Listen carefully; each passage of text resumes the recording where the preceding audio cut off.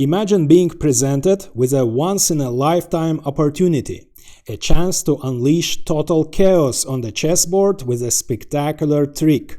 You know it might not be entirely sound, but you simply cannot resist as you understand that you might not get this chance again in your life. That's exactly what happens to David Bronstein in this game. He embraces chaos, creating a wild, imbalanced position, while his opponent, Vasily Smyslov, responds with pure harmony. So let's see who will prevail in this fantastic battle between chaos and harmony. Smyslov starts with e4, Bronstein responds with the Sicilian defense. And instead of the open variation, which arises after knight f3 and d4, leading to a sharp tactical battle, Smyslov opts for a quieter and a more positional variation, the closed Sicilian. After knight c6, as white always does in the closed Sicilian, Smyslov fianchettos his bishop. And white's plan is obvious. He's going to finish his development and then expand on the king side with f4, usually h3, g4, and when the right time comes, he's going to break with f5, initiating an attack on the black king. While black usually responds to this with the counterplay on the queen side. He usually pushes the b pawn forward, his knight occupies the d4 square, as at the moment the white knight is placed on c3, white cannot push his c pawn in order to kick the black knight out of the d4 square, and in order to assist all this, black usually fianchettos his bishop. From g7, the black bishop will put pressure on white's queen side and also control the important d4 square. Both sides fianchetto their bishops. Smyslov plays d3, opening his bishop's diagonal, and after d6 he plays bishop e3, which is a standard move. White is going to play queen d2, creating the queen and bishop battery, after which he will be ready to invade h6 in order to exchange black's bishop. And after the disappearance of this bishop, black won't put pressure on the long diagonal anymore. That means his queenside counterplay will the effect of this counterplay will be reduced. Besides that, the dark squares on his king side will be weakened. And the common continuation for black would be knight f6, for example, developing the knight on the natural square, and also black is ready to invade g4, harassing white's valuable bishop. For this reason, white cannot play queen d2, which he intended to, because in this case, after knight g4, it turns out that there is no way white can retain this bishop. Black will exchange his bishop for his knight for bishop, because the bishop cannot invade h6, of course, as the knight controls this square. And if white plays bishop f4, black can play e5, and after bishop g5, f6, the bishop again must return to e3, after which black will exchange it, and after the disappearance of this valuable bishop, white's attacking chances on the king side would be problematic. That's why after knight f6, instead of queen d2, white can play h3, preventing knight g4 once and for all. But instead of knight f6, Bronstein makes a move which at first sight doesn't make much sense. He plays knight h6. However, Bronstein has his point.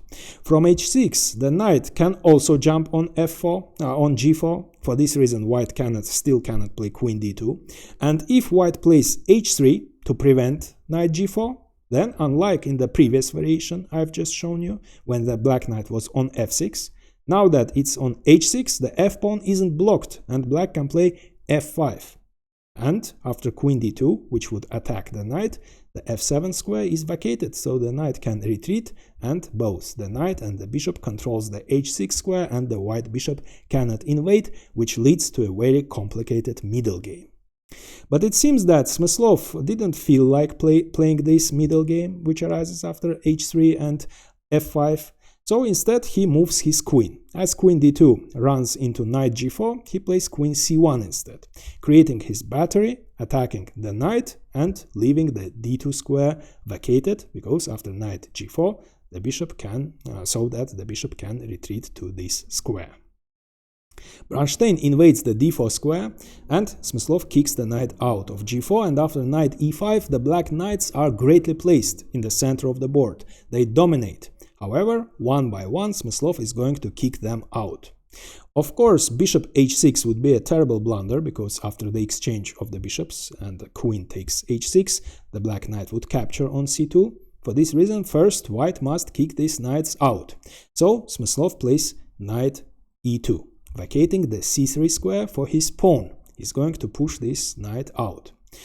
And Bronstein makes a move which again looks strange. He plays queen b6, placing his queen right in front of the b pawn, blocking it, while usually in the closed Sicilian black pushes this pawn forward. However, again Bronstein has his point.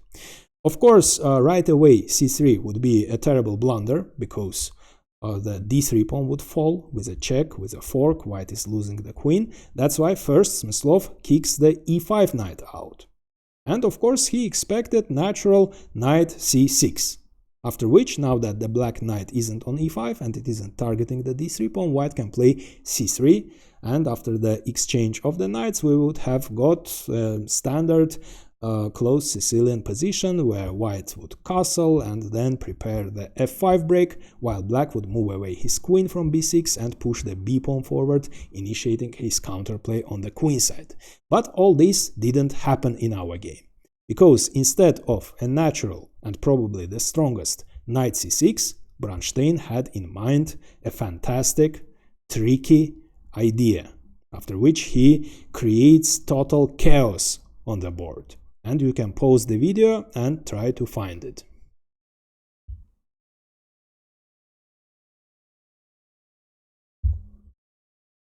So the incredible move follows. Knight takes c2 check.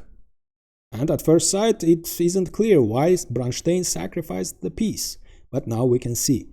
Queen takes c2, and it turns out that Bronstein has eliminated the c2 pawn, which used to defend the d3 pawn. Now this pawn is defended only by the queen, and after sacrificing the knight, Bronstein sacrifices the queen. Now we can see why he played queen b6. Queen takes b2, in order to deflect the white queen from this square.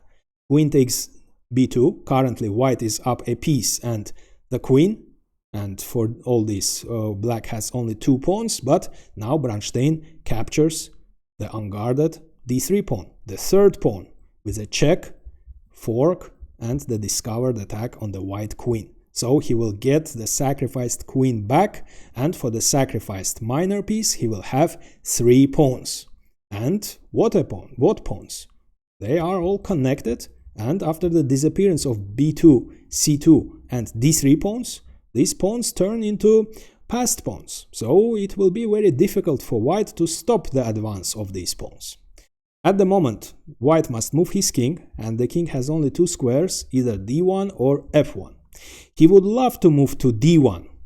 The king would love to move to d1 closer to the queen side, so that he can stop the upcoming advance of the black pawns. But it doesn't work, because black would capture the queen with a check, with a tempo, and after king c2, the knight is greatly placed on c4.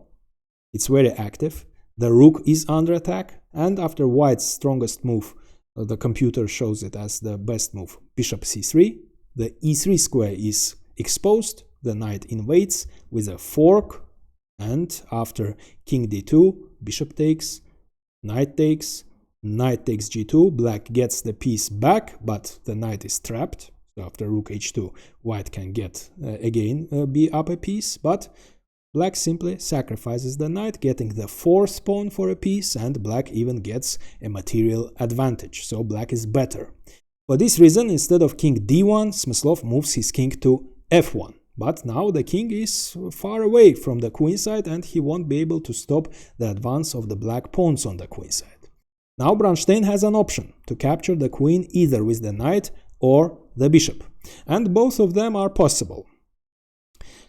If he captured with the knight, white could have played bishop c3, attacking both the knight and the bishop, which would have led to the exchange of the bishops, and the position would be equal. But Bronstein avoided, unlike Smyslov, he avoided simplifications because he wanted to create more chaos. So instead, he captures the queen with the bishop. And the idea is to attack the rook, forcing the rook to move away from a1 and on a1 the rook is defending the a2 pawn. So after the rook moves, that's exactly what happened. If this pawn falls, then black would get 3 connected passed pawns on the queen side. And again, now the strongest move recommended by computer in this position for black would be simply bishop g7. But in this case, again, white could have played bishop c3 and exchanged the bishops. And the position would remain more or less equal. For the piece, black would still have 3 pawns. But Bronstein wants more chaos. So now we can see the idea of bishop takes b2, of forcing the white rook to move away from a1. This pawn is unguarded, so Bronstein attacks it. Bishop e6. Letting white win material. White could have temporarily sacrificed the exchange, and after knight takes b2, he could have played bishop c3, attacking both the knight and the rook. And computer evaluates this position in white's favor. However, from human perspective, it's very dangerous because black eliminates the last pawn on the queen side. Now his pawns are connected passed pawns, and after bishop takes h8, white has a big material advantage. He has 2 minor pieces for 4 pawns. However, black prepared f6, locking the bishop. The bishop is out of play. It cannot take part in the defense of the queen side. The other white pieces and the king are all placed on the king side, and it isn't clear how white is going to stop the advance of all these pawns. So, from human perspective, it looks scary. That's why, after Bronstein played bishop e6, instead of winning material with rook takes b2, Smyslov again plays for simplifications. He plays bishop c3, attacking both the rook and the bishop. And again, the objectively strongest move for black recommended by the engine is natural-looking bishop takes c3. And after knight takes c3, the b7 pawn is under attack, but black can play bishop c4, creating an unpleasant x-ray, threatening some discovered checks. White can play knight e2, and black can castle queenside, defending his pawn, and again this position would be more or less equal. For the piece, black has 3 pawns. But again, Bronstein wants more chaos. Instead of natural bishop takes c3, he eliminates this pawn. Bishop takes a2. So he has reached his goal. The total chaos has been created. Now black has 3 connected passed pawns, and almost all pieces on the queen side are under attack. The white rook is under attack, the white bishop is under attack, the black bishop is under attack, and the black rook is under attack. But let's try to find out, to understand what is going on. So it's white to move, and his rook is under attack. If white captures on h8, that would be a mistake, because after bishop takes b1, bishop takes b2, knight takes b2, black has the material advantage. For the piece, he has 4 pawns. So bishop takes h8 doesn't work. Objectively strongest move for white would have been, for this reason, bishop takes b2. And in this case, after bishop takes b1, bishop takes h8, again black can play f6, locking the bishop, and again the bishop is out of play. Computer evaluates this position in white's favor, but for a human it looks dangerous because these pawns will move forward. That's why Smyslov, instead of bishop takes b2, captures on b2 with the rook, moving his rook away from the attack of the black bishop. After knight takes b2, white has a choice. He can capture either the knight or the rook. Both of them are playable. If he captures the rook, black again can play f6. That's why Smyslov goes for bishop takes the knight. And now let's look at the result of all these operations. For the 3 pieces, black has a rook and 4 pawns. So materially the position is more or less equal, but it's a completely imbalanced, chaotic position. So let's see what happens next. Bronstein's rook is still under attack, so he must do something about it. And the best move recommended by the engine is short castle. However, Bronstein avoided castling, because in this case his king would be far away from the queen side, and he wouldn't be able to support the advance of his pawns. For this reason, instead of castling, he plays rook g8. However, as his king stays in the center, although currently the white pieces aren't developed, Smyslov will gradually develop them and try to initiate an attack on the black king, and the king might turn into a target of attack. So now Smyslov begins to bring harmony in his position. First he plays king f2, opening way for his rook on the first rank. And Bronstein plays bishop c4, moving his bishop away from the a-pawn's way and also targeting the knight. And finally, Smyslov develops his kingside, knight f3. And probably here Bronstein realizes that Smyslov is going to gradually develop his pieces and his king is stuck in the center. That might be dangerous. So he decided to decrease his opponent's attacking potential. For this reason, he exchanges his bishop for the knight, hoping that now with the remaining pieces Smyslov won't be able to organize an attack on his king. And now the king moves closer to the queen side to support his pawns. So we have reached the critical position, another critical position. Now it's white to move. So the black pawns are ready to move. And what should white do?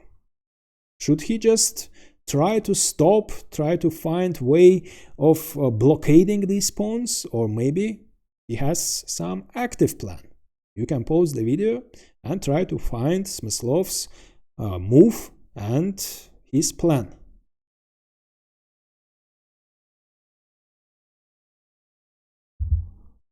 So Smyslov detects a weakness, a target in the enemy position, the d6 pawn. And the black king is also placed on the d file. So he plays rook d1, putting pressure on the d pawn, and he will play e5, attacking this pawn one more time. Besides that, creating an unpleasant x-ray on the d file. And if black moves his king away from this file, let's say king c6, which looks like a reasonable move, the king moves away from the d file, coming closer to the queen side to support his pawns, but in this case, of course, the king might fall under attack of the bishop. White can play knight g5, attacking f7 and moving the knight away from the bishop's diagonal, threatening not just knight takes f7, but also e5 check, opening the bishop's diagonal and attacking the d6 pawn. For this reason, Bronstein keeps his king on d7 and finally starts the advance of his a-pawn, a5. But now that the king has remained on the d-file and the d6 pawn is pinned, Smyslov plays knight e5 check. And actually, it's a fork. f7 pawn is under attack. So how can black hold this pawn? There are only two ways, king e8 and king e6. King e8 looks unnatural. The king is closing the rook's way, breaking the communication of the rooks. The g8 rook cannot move to the queen side, let's say to the c8 square, to support the advance of the c pawn. So it looks unnatural, and white can simply play knight c6, threatening e5, which would attack the pawn, and the b7 pawn also. And if black tries to kick the knight out to prevent the immediate e5, white would still play e5 instead of moving his knight, because the rook is under attack, and the rook must also keep an eye on the a5 pawn. So the rook has only two squares, a7 or a6. If it moves to a7, then the white bishop would simply give a check from c6 and capture on b5, and if it moves to a6 to prevent the invasion of the bishop to c6, then the bishop can invade the b7 square, forcing the rook to move to a7, and then again give a check and capture on b5. White is winning. So king e8 doesn't work. What if king e6? Then the black king falls under a terrible attack. Smyslov prepared f5 check. Now if the king moves to f6, he gets checkmated in 3 moves after knight d7 check, bishop c1 check, bishop f3 checkmate. So after f5 check, black must capture on f5, but after e takes f check, the f file opens, and after g4 check, king e6, let's say, bishop d5 check, rook f1 check, rook f5 check. Then white has a beautiful move, bishop c3, threatening checkmate into bishop e1 check, followed by rook h5 check, and king takes h3. Doesn't help because still the king gets checkmated. For this reason, as there is no way to save the f7 pawn, Bronstein gives it up and moves his king to c7, away from the d file. Smyslov captures on f7, and Bronstein moves the pawn to a4.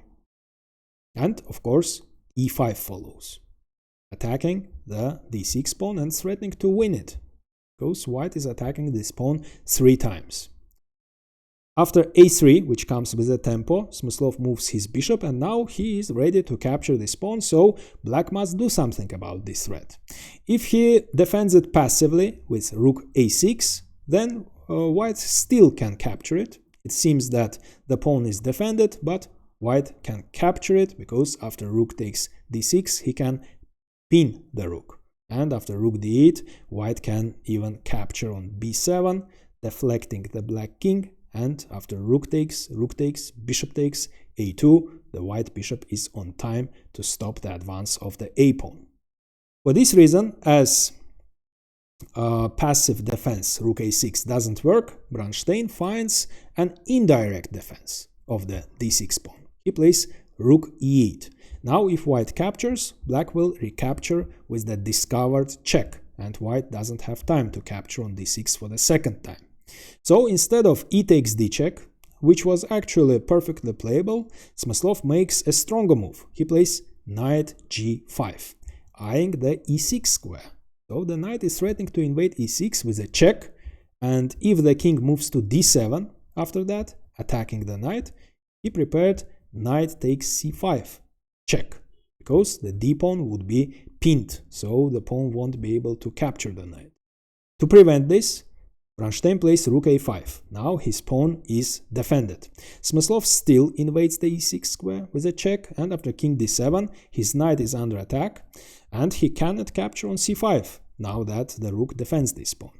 But Smyslov plays bishop d5. So he brings more and more harmony into his position. The bishop defends the knight and also controls the c4 square, preventing the possible advance of the c pawn. And if the b pawn moves forward, then again knight takes c5 check is possible. And after d takes c, bishop d7, discovered check, and black is losing the rook.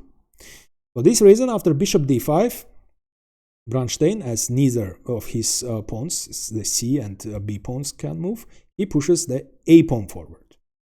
So what should Smyslov do now? We have reached another critical position. The advance of the black pawns has been stopped. But what should white do next? You can pause the video and try to find Smyslov's plan.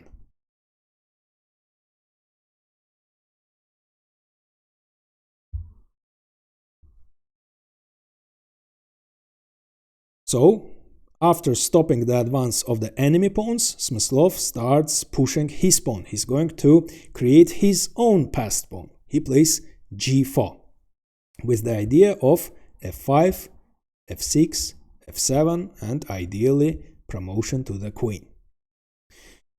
Bronstein plays rook c8, supporting the advance of his pawn. He is ready to, now that the rook supports it, the pawn is ready to move to c4. But Smyslov prevents it by playing knight g5, threatening bishop e6 check, winning the rook. That's why the rook moves away from the c-file, but now again the pawn cannot move. The rook is attacking the f-pawn, however, and it seems that Bronstein stopped the advance of the pawn because the f5 square is controlled by black, but it isn't the case. Smyslov still pushes the pawn forward, and after g takes, it turns out that the pawn is untouchable because of bishop e6 check, winning the rook. That's why Bronstein plays h6, kicking out the knight. Now, if the knight moves away, black would capture on f5. That's why Smyslov first gives a check with a tempo defending his pawn, and after king c7, first he exchanges Now the d6 pawn is weak, it isn't defended by the e7 pawn anymore, and only now the knight retreats to e4. And the knight is greatly placed on this square. On the one hand, it is attacking, together with the rook, it is attacking the d6 pawn. On the other hand, it supports the advance of the f pawn. So what should black do now? If he pushes his b pawn, then after f6, c4, f7, it turns out that the black pawns cannot move. If the b pawn moves, c4 falls. The c3 pawn, the c pawn cannot move because white can simply capture it, while white is ready to play bishop g7, attacking the rook and winning. If black defends the d6 pawn passively with rook a6, then again the same thing would be the case. f6, b5, f7, and there is no defense against bishop g7. For this reason, Bronstein makes the last attempt to play actively. He plays rook a3, targeting the h3 pawn, and letting Smyslov capture on d6. However, his rook is now active. It might seem that the rook has left the a2 pawn unguarded, but white cannot capture it right away because of rook h2 check, winning the bishop. But Smyslov now reaches finally his perfect harmony. He plays bishop e5, creating an unpleasant x-ray on the one hand and taking the h2 square under control on the other. Now that black doesn't have rook h2 move anymore, white is ready to capture on a2. That's why Bronstein defends the a2 pawn, but now we can see how perfect harmony looks like. Knight c4, discovered check, and the king is in the mating net. Look at the coordination of the white pieces. So the bishops control all these squares, the knight controls the b6 square, the rook cuts the black king on the d file, the only square the king has is c6, but it runs into checkmate in 1. For this reason, after knight c4 check, Bronstein resigned. And now I recommend watching a game where Bronstein introduced one of the most creative opening novelties in chess history, sacrificing his queen on move 9 and shocking the chess world. But first, like this video and subscribe, as it's really helpful for the channel growth.